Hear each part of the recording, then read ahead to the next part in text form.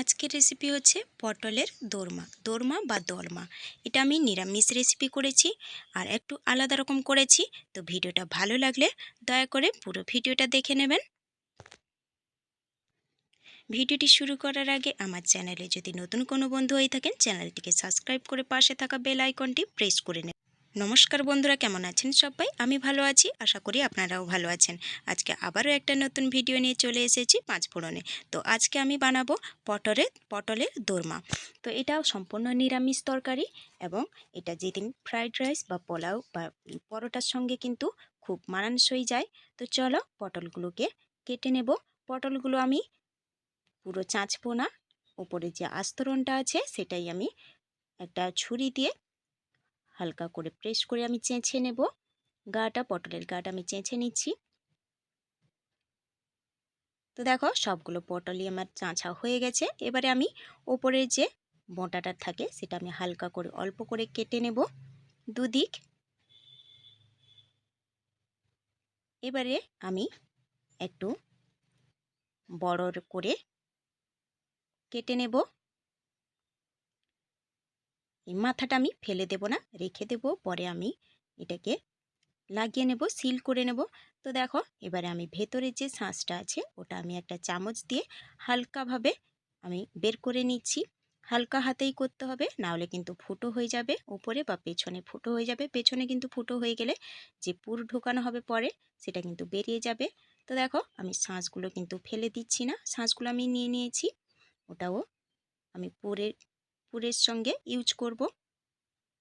তো দেখো সবগুলোই করা হয়ে গেছে, আর একটা আমি করে দেখিয়ে দিচ্ছি। একটু বড় করে কেটে নেবেন। এবারে মাঝখান দিয়ে হালকা হাতে ভেতরের পুরটা বের করে নেবেন। খেয়াল রাখতে হবে পেছনে যাতে ফুটো না হয়ে যায়। তো এটাও আমি ইউজ করব পরে, আর এটা লাগিয়ে নেব। তো দেখিয়ে দিলাম কীরকম। এবারে আমি সবগুলো পটলই ধুয়ে নিয়েছি। দেখো ধুয়ে নিয়ে লবণ মাখিয়ে দেবো। হলুদ ইউজ করব না, কারণ ভাজার সময় তাহলে পুড়ে যাবে। তার জন্য আমি শুধু নুন দিয়েই পটলগুলোকে মাখিয়ে নেব। তো দেখো ভেতর থেকেও আমি ভালো করে মাখিয়ে নিয়েছি। এবারে আমি উনান ধরিয়ে কড়াইটা বসিয়ে দিয়েছি। তো কড়াইতে আমি ঢেলে দেব দুধ। এখানে 250 গ্রাম দুধ আছে, কারণ পটল আমার 7 পিস পটল নিয়েছি, তাই অল্পই ছানা দরকার।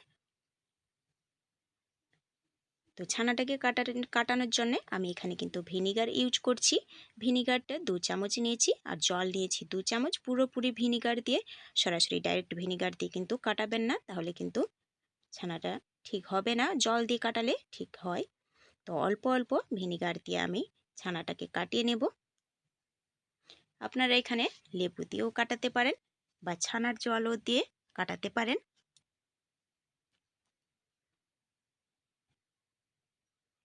যেহেতু নিরামিষ রান্না তাই আমি ছানা ইউজ করছি। শুধু ছানা ইউজ করব না, তার সঙ্গে আরও ডাল ইউজ করব, ছোলার ডাল। তো দেখো ছানাটাকে আমি ছেঁকে নিয়েছি ছাঁকনিতে। এবারে যেহেতু ভিনিগার দিয়ে আমি ছানাটাকে কেটেছি, ভিনিগার দিয়ে বা লেবু দিয়ে কাটলেও ছানাটাকে কিন্তু ভালো করে জল দিয়ে ধুয়ে নিতে হবে, তাহলে যে টক ফ্লেভারটা থাকে ওটা কিন্তু চলে যাবে, ছানার মধ্যে একদম থাকবে না।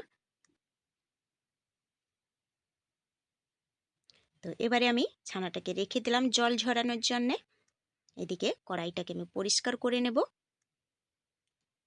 তো দেখো কড়াই আমি পরিষ্কার করে নিয়ে চলে এসেছি। এবারে দিয়ে দেবো কড়াইতে সাদা তেল পটলগুলো ভাজার জন্যে। তো তেলটা আমি দিয়ে দিয়েছি, তেলটা গরম হতে থাক। এদিকে আমি নিয়েছি ছোলার ডাল, 150 গ্রাম ছোলার ডাল আমি গতকাল রাত্রে ভিজিয়ে রেখেছিলাম। সেটাকে আমি একটা সিটি দিয়ে প্রেসার কুকারে একটা সিটি দিয়ে নিয়েছি।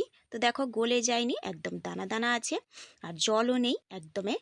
প্রেসার কুকারে মাপে জল দিতে হবে, তাহলে কিন্তু আর জল থাকবে না, কারণ একদম পেস্ট, একদম মোটা পেস্ট হবে। জল করে ফেললে কিন্তু এই পেস্ট হবে না। তো দেখো ছোলার ডালগুলো আমি নিয়ে নিয়েছি। এবারে দিয়ে দেবো পটলের শাঁসগুলো। পটলটা কচি হলে ভালো হয়, এটা কিন্তু একটু বড় বড় পটল, বয়স হয়ে গেছে তাই দানাগুলো একটু বড় বড় অল্প অল্প একটু এতে নুন দিয়ে দেব। এটা প্রথমে একটু মিক্সিতে ঘোরাবো, তারপর হালকা একটু অল্প জল দিয়ে পুরো পেস্ট করে নিয়ে আসবো। তো দেখো এদিকে পটল ভেজে নেব। তেল গরম হয়ে গেছে, পটলগুলো তেলে দিয়ে দিচ্ছি।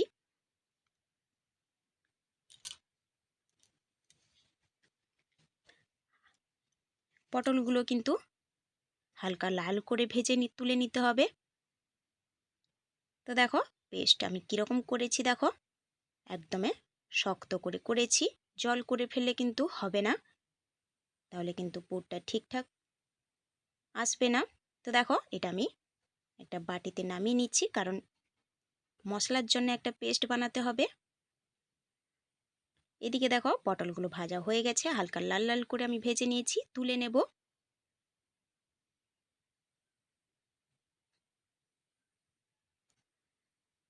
সাবধানে করবেন যাতে পটলটা ভেঙে না যায়। এবারে আমি পটলের যে মাথাগুলো রেখেছিলাম ওগুলো হালকা একটু ভেজে নেব। তো দেখো ভাজা হয়ে গেছে, এগুলো আমি তুলে নিচ্ছি। এবারে আমি তেলটা বেশি আছে একটু কমিয়ে নেব। পুরটা তৈরি করার জন্য এত তেল আমার লাগবে না। তো তেলটা কমিয়ে নিয়ে আমি এখানে দিয়ে দিলাম যে পুর তৈরি করে রেখেছিলাম, সেটাই আমি দিয়ে দিলাম কড়াইতে।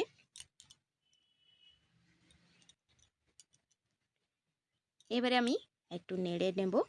তারপর এখানে কিছু মশলা দেব। দিয়ে দেব এখানে গরম মশলা গুঁড়ো 1/4 টিস্পুন, দেব কাশ্মীরি লাল লঙ্কার গুঁড়ো 1/4 টিস্পুন, আর দেব এখানে গরম মশলা গুঁড়ো দিলাম 1/4 টিস্পুন, জিরে গুঁড়ো, লঙ্কার গুঁড়ো আর গরম মশলা গুঁড়ো দেওয়ার পরে এবার কিন্তু আমি দিয়ে দিয়েছি কিশমিশ কুচি, আর অল্প দিলাম চিনি। কিশমিশ কুচিটা দিলাম এই জন্যে কারণ মুখে পড়লে কিন্তু ভালো একটা ফ্লেভার আসবে মুখে। তো দেখো এবারে কিন্তু আর কিছু মেশানো নেই পুরে। এবারে ভালো করে মিশিয়ে নিয়ে পুরটাকে একটু শক্ত করব। শেষে একটু, তো দেখো পুরটাকে শুকিয়ে নিয়েছি। এবারে শেষে একটু আমি যে ছানা জল ঝরাতে রেখেছিলাম ওটাই আমি জল ভালো করে ছানার জলটা ঝরিয়ে নিয়ে আমি এর মধ্যে মিশিয়ে দেব। ব্যাস আর কিছু মেশানো নেই, এটা আমি নামিয়ে ঠান্ডা করতে দেব।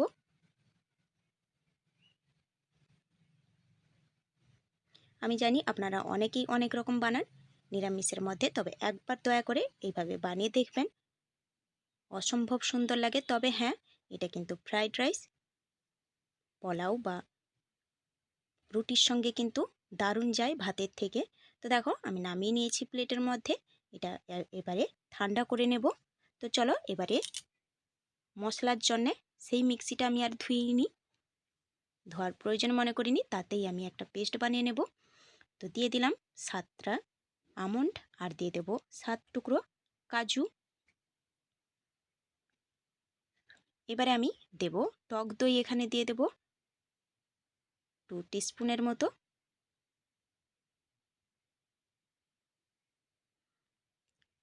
আর দেব অল্প একটু জল।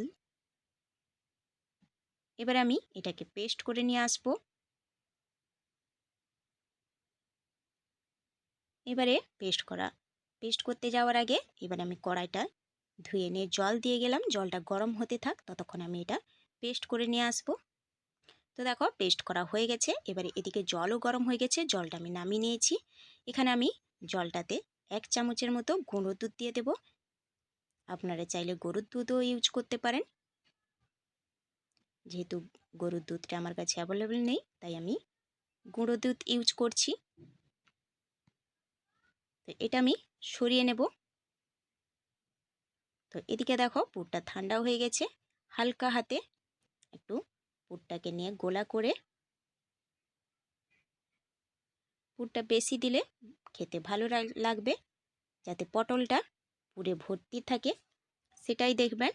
তো দেখো হালকা করে আমি কিন্তু ঢুকে নিচ্ছি, হালকা হাতে চাপ দিলেই কিন্তু ঢুকে যাবে। তো দেখো খুব সুন্দর ঢুকিয়ে গেল।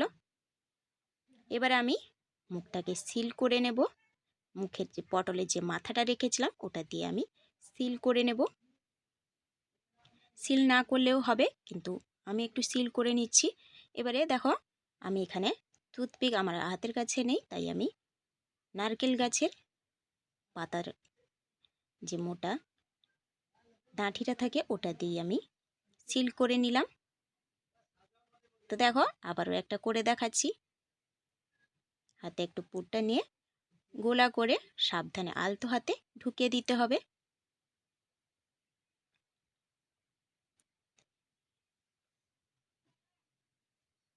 তো দেখো ঢোকানো হয়ে গেছে। এটাও সেম প্রসেসে আমি মুখটাকে সিল করে নেব।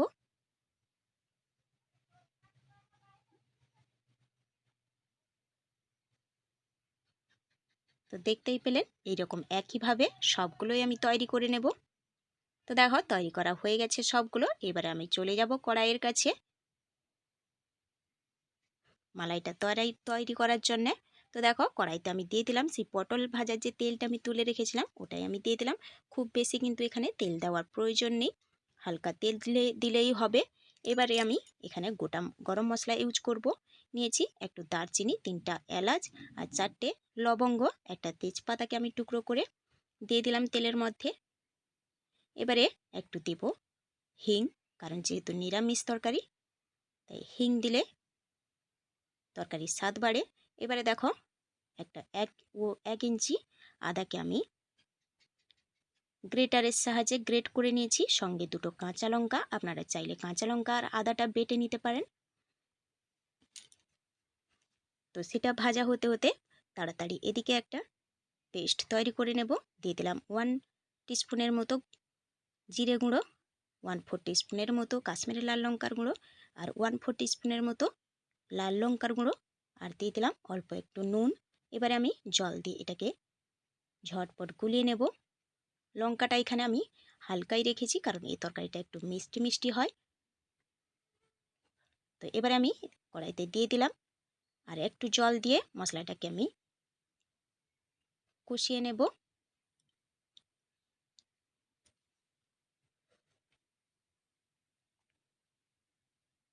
তো দেখো মশলা কষানো হয়ে গেছে, দেখতেই পাচ্ছ।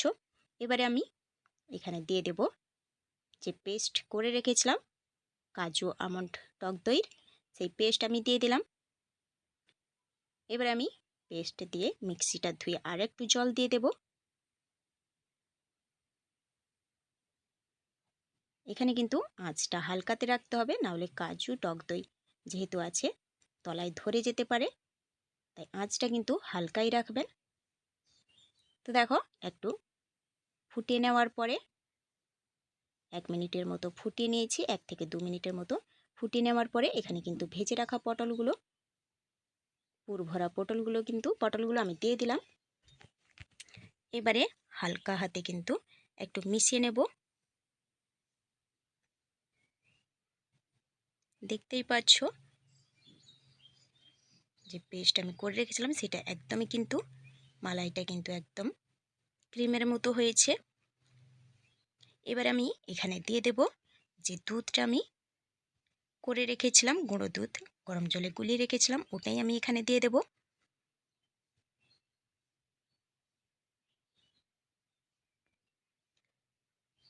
আর কিন্তু জল দেওয়া যাবে না, বেশি জল দেওয়া যাবে না, কারণ পটল কিন্তু অলরেডি সেদ্ধ হয়ে গেছে ভাজাতে। তো দেখো এখানে আমি এবারে দিয়ে দেব ঘি দেব।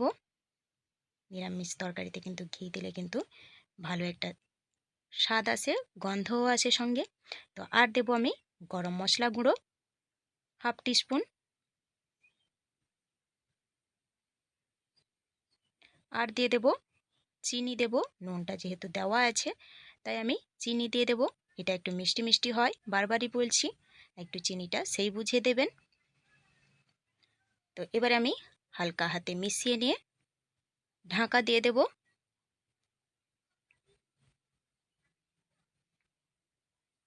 হালকা হাতেই কিন্তু মেশাতে হবে, নাহলে কিন্তু পুরের মুখগুলা কিন্তু খুলে যাবে। খুললে কিন্তু তেমন কিছু হবে না, কিন্তু আমি যেহেতু লাগিয়ে নিয়েছি তাই খুলে যেতে পারে। তো দেখো ঢাকা দিয়ে দিয়েছিলাম 2 মিনিটের মতো। 2 মিনিটের পরে কিন্তু আমি ঢাকাটা খুলে নিয়েছি। দেখো একদমই রেডি আমাদের পটলের দোরমা বা দলমা। কতটা সুন্দর লাগছে দেখো। আর এটা এতটাই খেতে ভালো লাগে যে আমি আপনাদের বলে বোঝাতে পারবো না। আপনারা দয়া করে একবার হলেও অবশ্যই ট্রাই করে দেখবেন। তো কেমন লেগেছে অবশ্যই কমেন্ট করে জানাবেন আজকের ভিডিওটা। তো আজকের ভিডিওটা ভালো লাগলে অবশ্যই কমেন্ট করে জানাবেন, আর ভালো লাগলে লাইক শেয়ার কমেন্ট করে দেবেন। সুস্থ থাকবেন, ভালো থাকবেন। খুব শীঘ্রই দেখা হবে পরের একটা ভিডিও নিয়ে। তো চলো আজকে এখানেই শেষ করি।